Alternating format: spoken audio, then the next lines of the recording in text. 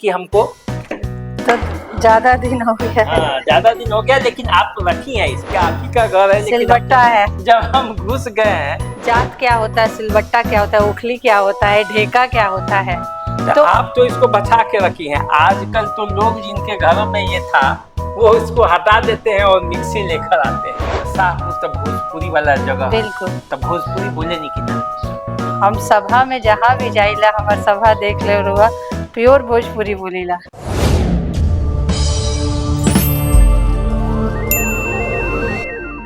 नमस्कार, द देसी अड्डा पर आपका स्वागत है। मैं हूं राकेश तिवारी। देखिए, बिहार में मौसम चुनावी है और इस चुनावी मौसम में बाहर के प्रदेशों से कई ऐसे लोग आए हैं जो बिहार के इस चुनावी रणभूमि में उतरकर बिहार की जनता की सेवा करना चाहते हैं।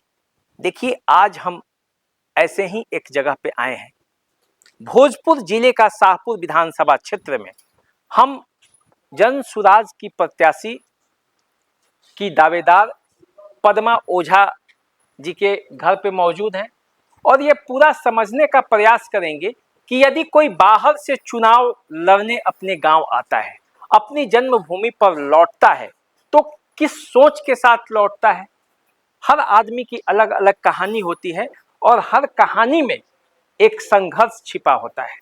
आज उन्हीं संघर्षों को टटोलेंगे, ये समझने का प्रयास करेंगे कि किस तरह से वे जब आते हैं, जो यहाँ बिहार की सेवा करना चाहते हैं, किसी पलायन की वजह से वर्षों पहले बिहार छोड़कर निकल गए थे, अब मन में जब मातृभूमि की सेवा करने का मन में टीस जगी है, तो लौटे हैं अपने गांव की तरफ और सेवा करना चाहते हैं, लोगों की सेवा में जुटना चाहते हैं। तो उसके मन में क्या जज्बा है और क्यों गांव छोड़कर गए, और जब वो वापस लौटे हैं तो उनके सामने क्या क्या चुनौतियां हैं, इन सब बातों पर आज हम चर्चा करेंगे, जानेंगे, समझेंगे। तो चलिए पहले हम लोग मिल लेते हैं डॉक्टर पद्मा ओझा जी से।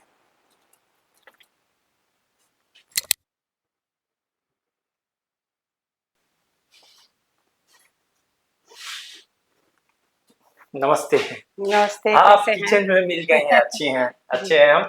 और बड़ा अच्छा लगा, आप बेंगलोर से सुने हैं कि आप चल के आई हैं शाहपुर में, ये आपका ससुराल है और इस ससुराल में अब आकर आप सेवा करना चाहती हैं, पता चला। तो मैंने ये सोचा कि क्यों नहीं आपके दिल के अंदर जो बात है उसको समझा जाए और ये जाना जाए कि आखिर बिहार छोड़कर जो बरसों पहले गए हैं, उनके मन में क्या टीस थी, किस अभाव में गए या किसी के प्रभाव में गए, और जब वहां से वापस लौटे हैं तो क्या सोच के लौट रहे हैं। यदि ये है तो आपकी क्या कहानी है, वही जानना चाहते हैं। हाँ, हमारी भी कहानी है कि पहले तो आप देखिए कि पापा मेरे थे, वो रेलवे में जॉब करते थे। जी जी। तो कहीं ना कहीं वो जॉब की वजह से हम लोग को बाहर रहना पड़ा। फिर शादी हुई और जब पति फौज में थे तो हमें भी अपने बच्चों को लेकर के उनकी पढ़ाई के लिए यहाँ सासू माँ रहती थी, तो उनके साथ न रह करके जब बच्चे बड़े हो रहे हैं तो भाई जो गांव है, गांव में तो पढ़ाई की सुविधा है नहीं, तो बच्चों को पढ़ाना लिखाना अगर है तो आपको तो बाहर जाना ही पड़ेगा। मतलब उस समय भी ये पीड़ा थी जो आज भी बिहार के लोगों की पीड़ा है। ये पीड़ा आज की नहीं है, ये पीड़ा बहुत पहले की है। पलायन यहाँ से कब मतलब 40-45 साल से आप देखिए तो शिक्षा की जो स्थिति यहाँ पे हो रखी है, ये बहुत बड़ा कारण है कि जो प्रबुद्ध लोग हैं, जिन्हें शिक्षा का महत्व पता है, तो वो चाहते हैं कि अपने बच्चे को अच्छी शिक्षा दें और अच्छी शिक्षा के लिए बाहर निकलना ही पड़ता है। तो देखिए, आप तो बाहर गई, लेकिन मुझे जो लगता है आपके मन में वो एक तरफ थी अपने गांव वापस लौटने की।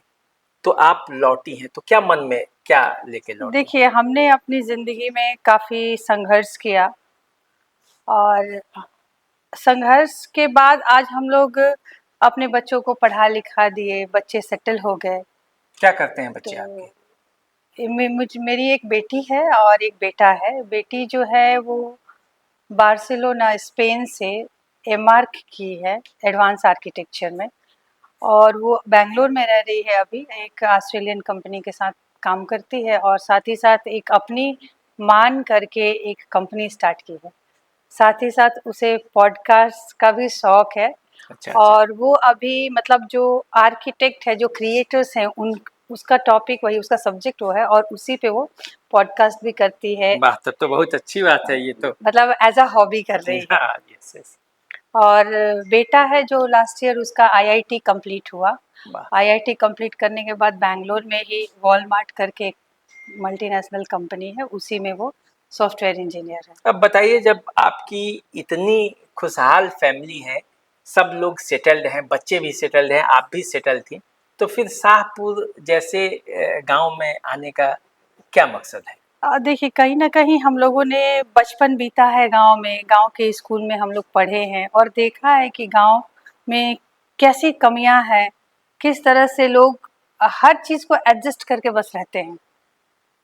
तो हमें भी कहीं न कहीं ये था कि हमने तो अपनी ज़िंदगी में सब पा लिया, अपनी ज़िम्मेदारी निभा ली। तो अगर हमें मौका मिल रहा है, या शायद मन में कभी था कि मैं किसी और के लिए कुछ करूँ। मैंने डबल एमए, एमएड, एमफिल और पीएचडी किया है और इस डिग्री के साथ बैंगलोर में रहती थी और वहाँ शिक्षा से जुड़ी थी।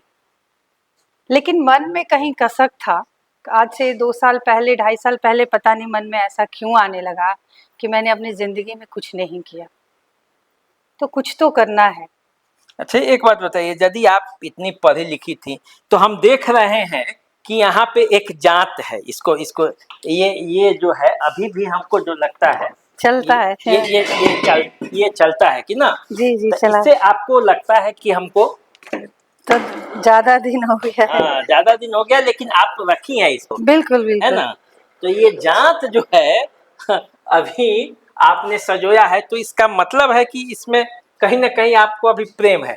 एक और चीज देख रहे थे हम, ये आप ही का घर है, लेकिन सिलबट्टा है। जब हम घुस गए हैं तो ये सिलबट्टा भी है। जी। तो ये सिलबट्टा पर कभी पीसी है कि नहीं मसाला उसाला? बिल्कुल पीसते हैं, इतना ही नहीं, उसके हाँ नीचे जो छोटा जमीन में ओखली होता है ना, हाँ हाँ। वो भी है उस चौकी के अच्छा नीचे।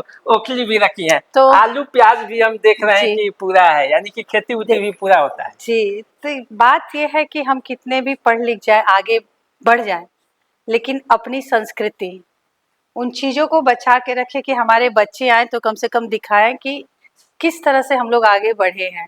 और ये हमारी पुरानी जो धरोहर है, हमारी पुरानी पीढ़ी की, ये उनको जानना चाहिए। नहीं तो फिर उन्हें पता भी नहीं होगा कि जात क्या होता है, सिलवट्टा क्या होता है, ओखली क्या होता है, ढेका क्या होता है। तो तो आप तो इसको बचा के रखी हैं। आजकल तो लोग जिनके घरों में ये था, वो इसको हटा देते हैं और मिक्सी लेकर आते हैं, तो स्वाद में अंतर। तो मिक्सी है, ऐसा नहीं है कि मिक्सी नहीं है, लेकिन कभी कभी कुछ स्पेशल करना होता है तो हम लोग इस पे करते हैं। अच्छा, और मैंने आपसे मिलने से पहले पूरा घर को घूमा और देखा कि यहाँ पे आपने एक छोटा सा ऑफिस टाइप का भी बनाया है। तो और घर में कोई दिखता नहीं है, बहुत कम लोग दिखते हैं, केवल तो सामान ही सामान है। तो यहाँ पे रहता कौन कौन ये है? मेरा लैपटॉप है। देखिए, ये इस लैपटॉप भी है और काम भी इस करती पे हैं आप। हम लोग अपना सारा काम करते हैं।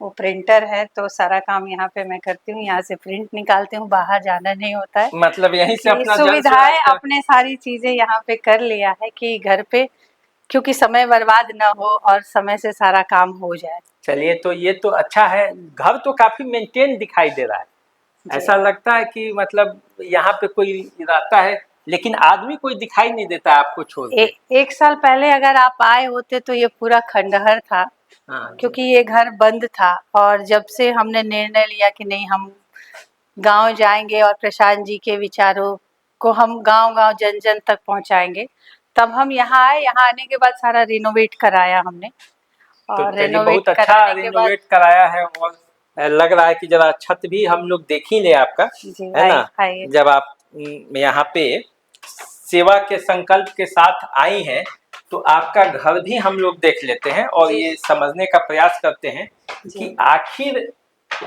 कोई भी व्यक्ति जो जाता है घर छोड़कर, तो उसके दिल में कौन कौन सा दर्द होता है, ये बताइए जरा। आप देखिए, छत पर हम आ गए हैं, तो छत से ही आपसे जानेंगे कि ये गांव देखकर आपको कैसा लगता है? पहले यहाँ पे खड़े हो जाइए आप मेरे साथ, और ये गांव बताइए गांव जो देख रही हैं, गांव तो अपना गांव होता है। तो गांव कभी की मिट्टी, वहाँ की खुशबू कभी भूला नहीं जा सकता। हमें भी पहले लगता था कि कैसे गांव में जाके रहेंगे, लेकिन यहाँ आने के बाद महसूस नहीं हुआ कि हम गांव में आके रह रहे हैं। तो ये जरा हम कैमरामैन से कहेंगे कि जरा इधर से थोड़ा गांव को दिखाइए, इधर से। और मैं आपसे एक जानना चाहूँगा कि इस गांव को यदि आप देख रही हैं, ये कटिया गांव है ना? जी, कटिया गांव। इस कटिया गांव को देखती हैं और बेंगलोर की बड़ी-बड़ी बिल्डिंग देखती हैं, तो दोनों में से कौन-सा जगह आपको मन भाता है आपका ये? देखिए, शहर में जाना वो हमारी ज़रूरत है। हम अपनी ज़रूरतों को पूरा करने के लिए हम लोग शहर की तरफ भागते हैं, और वहाँ की दिनचर्या ऐसी होती है कि आदमी काम में ही रहता है। कैसे एक-एक दिन अपना किस तरह से सेटल हो, दिनचर्या कैसे चले, घर को चलाना है तो कमाना है। तो वहाँ की दिनचर्या अलग है और यहाँ की दिनचर्या अलग है। यहाँ आप देखिए तो ताज़ी हवा, अभी भी देखिए इतनी अच्छी हवा चल रही है, गर्मी के बावजूद भी। यहाँ घर का अनाज मिल रहा है खाने के लिए, आलू प्याज आपने देखा, तो सारी चीज़ें नेचुरल मिल रही है, जो कि शहरों में हमें वो चीज़ें नहीं मिलती। शुद्ध हवा मिल रहा है, खाने-पीने की अच्छी चीज़ें मिल रही है, तो हम मुझे लगता है कि यहाँ आने के बाद सेहत पे भी आदमी का फ़र्क पड़ता है कि जो हम बाहर रहते हैं और बाहर की चीज़ें खाते हैं, पैक्ड फूड खाते हैं, यहाँ उन सब चीज़ों से हम बचे हैं। तो फ़ायदे तो गाँव के बहुत हैं, लेकिन यही है कि हर लोग गाँव में रह नहीं सकता है। तो आप करना क्या चाहती हैं यदि मान लीजिए कि आप विधायक बन जाती हैं, या आपके जैसे बहुत लोग आए हैं, हम लोगों के पास जानकारी है, कई लोग अपने दूसरे प्रदेशों में जो रह रहे थे छोड़कर आए हैं, इस बार चुनाव लड़ने की तैयारी भी कर रहे हैं आप ही की तरह। तो मन में क्या लेकर आप आई हैं और लोगों के मन में क्या होता होगा, आप क्या सोचती हैं? देखिए, विधायक बनना मेरा सपना नहीं है। ऐसा नहीं है कि हम राजनीति करने आए हैं। राजनीति से हमारा दूर-दूर तक कोई वास्ता नहीं है। लेकिन एक अच्छी सोच, और एक अच्छी सोच ही कहेंगे कि उस सोच के आए हैं कि हमने अपने जीवन में जो पाना था पा लिया है। अगर हम समाज को कुछ लौटा सकें, तो उसको लौटाएँ। कभी कोई याद करे तो अच्छे के लिए याद करे। यही लालसा लेकर आए हैं कि अगर हम किसी के जीवन में थोड़ा-सा भी सुधार ला सकें, मेरी वजह से अगर हो सकता है, तो वो मेरे लिए बहुत सौभाग्य की बात होगी। चलिए, आपने इतना सोचा है अपने गांव के लिए और फिर आगे बढ़ी हैं, तो हम चाहेंगे कि आप कुछ लोगों से मिलवाएं भी जो आपके परिवार में यहाँ पे हैं, आपके साथ आपके सहयोगी बनकर काम कर रहे हैं और काम करते हुए आपका साथ दे रहे हैं, तो उनसे भी जरा हम लोगों इसमें को। देखिए सबसे बड़ा जो सहयोग है वो मेरे पति का है। जी जी, क्या करते हैं एक आपके पति? लड़की जो है या महिला जो है वो तभी कुछ कर सकती है जब घर वाले उनका साथ दें। और आज मेरा पूरा घर जो है, मेरे सास है, ससुर है, जेठ-जेठानी, पति, मेरे भाई-बहन, ये सब लोग मुझे मोरल सपोर्ट देते हैं कि तुम जो कर रही हो बहुत अच्छा कर रही हो और हम सब तुम्हारे साथ हैं। ये मेरे लिए सबसे बड़ी बात है कि सब मेरे साथ हैं और मुझे सपोर्ट कर रहे हैं। शायद उनकी वजह से मेरा मनोबल बना हुआ है और मैं मेहनत कर पा रही हूँ। तो चलिए जरा हम आपके, और भी देख रहे हैं कि कई लोग हैं, तो जरा मिलाइए हम लोगों से कि कौन कैसे यहाँ पे क्या तैयारी चल रही है। देखिए, ये मेरे पति हैं, अच्छा अच्छा, मिस्टर ये रंजन दिखाइए। कुमार ओझा, हाँ, ये अच्छा। और ये मेरे चाणक्य हैं। अच्छा, राजनीति के चाणक्य ही हैं। हाँ, तो आ जाइए, आ जाइए, सा आपसे बात भी करेंगे। तो मतलब कैसे सोचा आपने कि अपनी पत्नी को बेंगलोर से, जहाँ सुख सुविधाएं सब थी, वहाँ से आप एक गांव में ले आए, फिर जहाँ आप बरसों पहले छोड़कर चले गए थे, और उनको चुनाव लड़ाने जैसा टफ वर्क, मेरे जहाँ तक समझ है कि राजनीति से ज़्यादा कठिन काम बहुत कम है, तो उसमें आपने इन्हें लगाया, कैसे आपके मन में आया? क्या आपने दो एक सवाल एक ही साथ पूछ लिया। एक तो गांव से ही जुड़े थे हम लोग, बेशक वो पलायन वाली बात जो थी वो तो है ही है। दूसरी बात, आज तक जब ये साथ देती आई हैं, हर अच्छा बुरा जो भी उन्होंने किया, तो जब ये सोची कि राजनीति में आना, राजनीति नहीं मतलब समाज सेवा, समाज के लिए कुछ करना। समाज के लिए कुछ करना है, तो हमारा भी फर्ज होता है कि पूरी तरह से साथ दें। उसी क्रम में हम यहाँ देखिए, आपके जैसा पति हर नारी को मिले, और ताकि वो उनके सपनों को पूरा करने के लिए अपना जी जान लगा दे। काफ़ी तारीफ आपका कर रही थी, तो मैंने भी सोचा कि आपसे मिल ही लिया जाए और मिलके ये बताया जाए पूरे बिहार के लोगों को कि भाई जो बाहर है, जो प्रदेशों में यहाँ से गए हैं, वो कहीं ना कहीं से अपने मन में पीड़ा लेकर गए हैं। आज भी उनका दिल धड़कता है तो बिहार के उस गांव के लिए जहां उनका जन्म हुआ है। चुनाव जीते न जीते, सेवा में कहीं कमी भी रह सकती है, लेकिन मन में वो जो उद्देश्य है वो मन साफ है, और उसी साफ मन से आप लोग आए हैं, तो हमारा शुभकामना है। और हम देख रहे हैं कि पूरा यहाँ टीम जो लगा है वो आपके शायद चुनाव की तैयारियों में ही लगा है। तो देखिए, ये जन सुराज का एक तरह से देखा जाए तो सिस्टमेटिक काम करने का तरीका भी है, और उसमें पूरा टीम जो है वो लगा हुआ है। तो जिस तरह से आप सिस्टमेटिक हैं, उसी तरह से काम को भी पूरी तरह से सिस्टमेटिक ढंग से हो रहा है। देखिए, ये पूरा गांव जो है वो शाहपुर विधानसभा क्षेत्र का, मतलब बड़ा अच्छा लगा यहाँ पर आकर। और मैं आपसे आपके फिर आंगन में आ गया। ये आंगन अब कम दिखने को मिलता है, इस आंगन को लेकर आप कुछ कहना चाहेंगी कि आंगन जो है वो क्या है घर का? बिल्कुल, आंगन जो पुराना अपना गांव में होता है तो आंगन तो ज़रूरी होता है, और ये घर हमारे ससुर जी का बनाया हुआ है, तो हमने इसमें कोई छेड़छाड़ नहीं की है। रेनोवेट कराया और सबको जो जैसा है उसको सेफ रखा, क्योंकि नए तरीके की मॉडर्न बिल्डिंग तो बहुत मिलने को मिल जाएंगी, देखने को मिलेंगी, लेकिन पुरानी चीज़ें नहीं मिलेंगी। तो मैंने ये रखा है कि हमारी पुरानी चीज़ें, हमारे जो पूर्वज बनाए हैं, हमारे ससुर जी बनाए हैं, तो उनकी निशानी वैसा रहे, और लोग आते हैं देखते हैं तो आप ही की तरह बात करते हैं, और उन्हें भी अच्छा लगता है कि आकर लगता है कि हाँ, ये गांव का घर है। देखिए, आधुनिक सुविधाओं से भी लैस है ये घर, लेकिन जो भी प्राचीन यहाँ की स्मृतियाँ थी, वो सब स्मृतियाँ इस आंगन में, इस घर में, इसको घर बना रही हैं। नहीं तो फ्लैट में तो लोग रहता ही है, और बेंगलोर जैसे जगह पे आप रहती हैं तो सब आपने ये देखा भी है, लेकिन इस घर को आपने घर बनाकर रखा है। मुझे उम्मीद है कि शाहपुर विधानसभा क्षेत्र में जब आप लोगों के बीच जा रही होंगी तो मुद्दे तो कम से कम आप सही उठा रही होंगी। अब जीत हार ये तो जनता के ऊपर है, कौन जीतेगा कौन हारेगा, या आप जो टिकट के लिए प्रयास कर रही हैं वो टिकट मिलेगा भी कि नहीं मिलेगा, ये भी एक अलग मामला है, वो समय परिस्थिति के हिसाब से।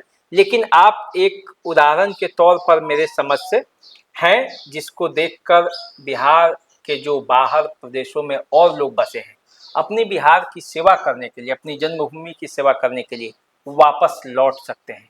तो चलिए, आपसे मिलकर बहुत अच्छा लगा, और ये समझ पाए हम कि आज भी कहीं भले बाहर चले जाएं, लेकिन एक जो सच्चा बिहारी है ना, उसके दिल में अपने गांव के प्रति बिल्कुल बिल्कुल वो बिहारीपन है हमारे अंदर, सबके अंदर कहीं ना कहीं छुपा हुआ है, और जिस दिन वो बिहारीपन बाहर आ जाएगा, बिहारियत सबकी, उस दिन जनसुराज का झंडा गड़ेगा। अच्छा, तो एक बात और बताएं कि जब इतना बिहारी लोग बानी तो शाहपुर तो भोजपुरी वाला जगह, बिल्कुल, तो भोजपुरी बोले नहीं कि ना?